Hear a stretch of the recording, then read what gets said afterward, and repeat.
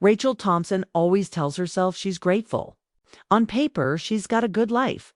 A steady husband, Mark, whom she once adored. To kids who run and shout through the house. And a cozy home in a quiet suburb of North Carolina. But lately, gratitude feels hollow, like a mask she wears at breakfast before the real day begins. She wakes early, long before Mark. The sun hasn't fully risen. The air is cool. She tiptoes into the kitchen, pours coffee, stares at her reflection in the window glass. The woman she sees there looks tired, thin lines around her eyes, a forced softness in her lips. She adjusts her dress and breathes, thinking, "You've changed too much, and he might not even see."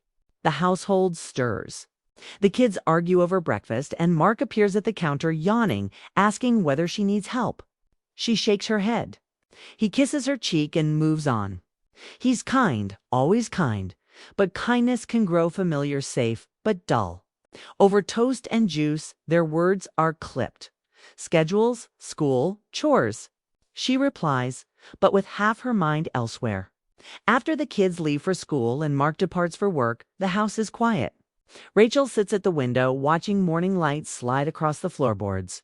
She remembers how she used to sing in the car, talk about dreams, share poems she wrote. That Rachel is somewhere inside her still, but hidden, buried under years of bills and routines. On that morning, something flickers. She puts on a coat and steps out to walk just a few blocks. The crisp air feels alive, stirring her chest. She doesn't plan it, but the steps lead her downtown past storefronts until she sees the new coffee shop. It's small and friendly, with large windows and warm lighting. She hesitates, then pushes inside. Andre works behind the counter, wiping a mug. He looks up, and she gives a quick smile. He nods, says, "Good morning." She orders a caramel latte with oat milk, the same drink she's come to expect she wants someday. When she returns to the window seat, he reappears with the drink. "Here you go," he says, softly. "On me today." She is surprised, but takes it.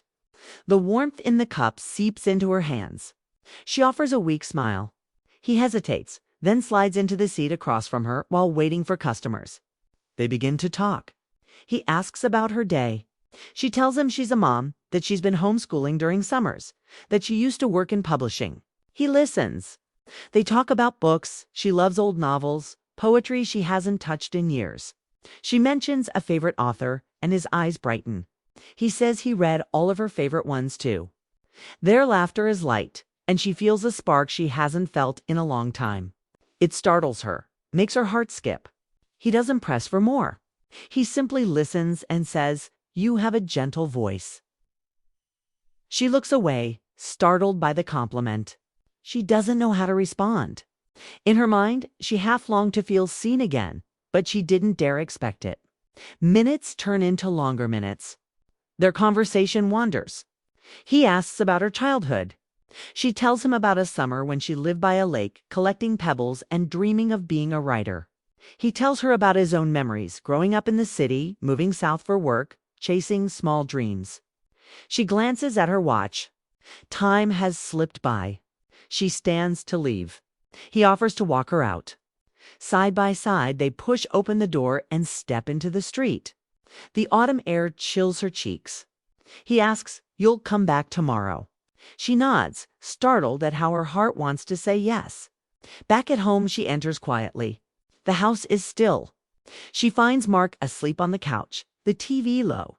He stirs, opens his eyes, and smiles. "Hey, honey," he says. She freezes at the sound, his voice so familiar, so comforting. She smiles back, but inside she trembles.